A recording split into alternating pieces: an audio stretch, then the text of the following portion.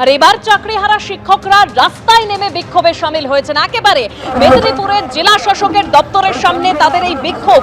যোগ্য হয়েও কেন চাকরিহারা? রাজ্য সরকারকে দায়ী করে বিক্ষোভ।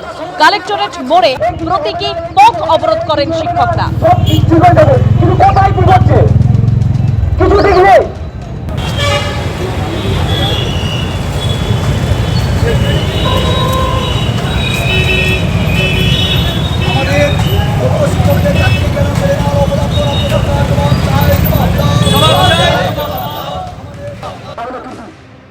আর অন্যদিকে বিকাশ ভবন অভিযান, মাধ্যমিক শিক্ষক ও শিক্ষাকর্মী সংগঠনের বিকাশ ভবন অভিযান। চাকরিহারাদের চাকরি বহাল, বেতন চালু রাখার দাবিতে বিক্ষোভ দেখিয়েছেন তারা। করুণাময়ী বাসস্ট্যান্ড থেকে মিছিল শুরুর পরেই আটকে দেয় পুলিশ। পুলিশের বাধা পেয়ে রাস্তাতেই বসে বিক্ষোভ।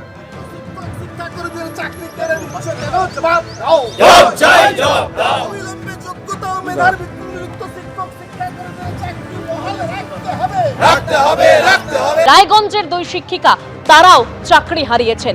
রায়গঞ্জের দুই শিক্ষিকা প্রিয়াঙ্কা গুহ ও কৃষ্ণ মৃত্তিকা নাথ দেবীনগর কৈলাসচন্দ্র রাধারানী বিদ্যাপীঠের এই দুজন শিক্ষিকা চাকরি হারিয়েছেন। 2016 সালে এসএলএসটি, 2018 সালে নিয়োগ। প্রথম কাউন্সিলিং এই চাকরি। রবীন্দ্র ভারতী বিশ্ববিদ্যালয়ের টপার, রাজ্যপালের কাছ থেকে স্বর্ণ পদক প্রাপ্ত। এরপরেও আমাকে প্রমাণ করতে হবে আমি যোগ্য না অযোগ্য।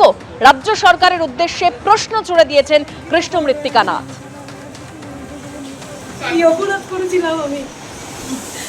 আমার বাবা খুব স্বল্প হয় আমায় বড় করেছেন। আমার সারাউন্ডিংস যারা আছেন তারা জানেন আমি এডুকেশন ও মাস্টার ডিগ্রি, বহুদিন এসএসসি ছিল, বাবা পড়িয়ে গেছে।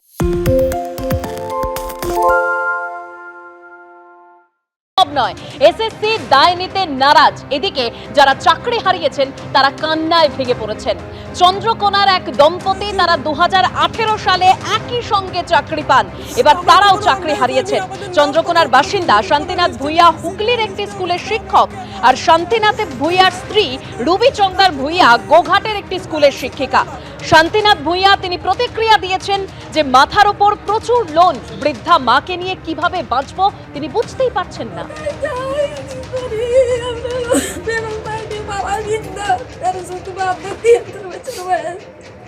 আমি অসুস্থ,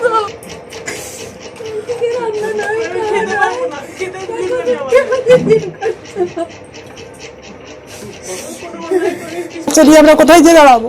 হঠাৎ করে আমাদের কালকে রাত্রে রায়ের পরে মাথায় আকাশ ভেঙে পড়েছে। এখন আমরা কি করবো বলুন তো? কোথায় যাবো আমরা ছোট বাচ্চা নিয়ে, এত টাকা লোন নিয়ে? আমার বাবা মা সবাই অসুস্থ।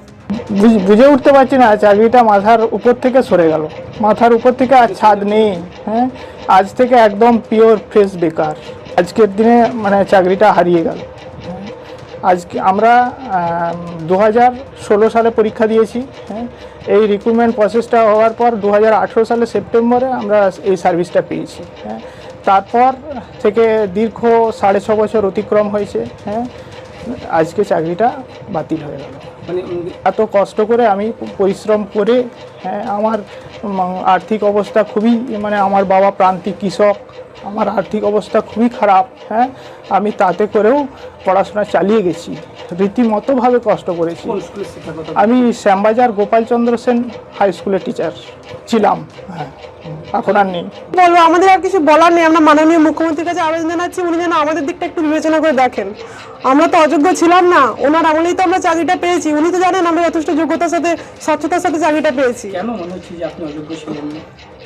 আমরা অযোগ্য ছিলাম না। দেখুন, যে পরীক্ষাটা হয়েছে সেই পরীক্ষাটাতে নোটিফিকেশন বেরিয়েছিল, তারপর রিটিন পরীক্ষা হলো, যথেষ্টভাবে ইন্টারভিউ হলো, আমাদের ভেরিফিকেশন হলো, পুলিশ ভেরিফিকেশন হলো, সমস্ত কিছু টেস্ট করে তো আমরা চাকরিটা পেয়েছিলাম।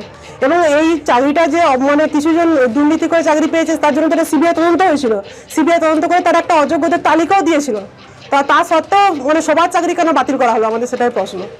আমাদের তো নাম দুর্নীতির কোনো লিস্টে নেই। বাগ কমিটির রিপোর্ট কিংবা সিবিআই যে লিস্টটা দিয়েছে, সুপ্রিম কোর্টেও জমা দিয়েছে, তা সত্ত্বেও বিচারপতি এরকম রায় দিলেন কেন? এর মধ্যে কি কোনো রাজনৈতিক অভিসন্ধি আছে? আমরা সেটা জানি না।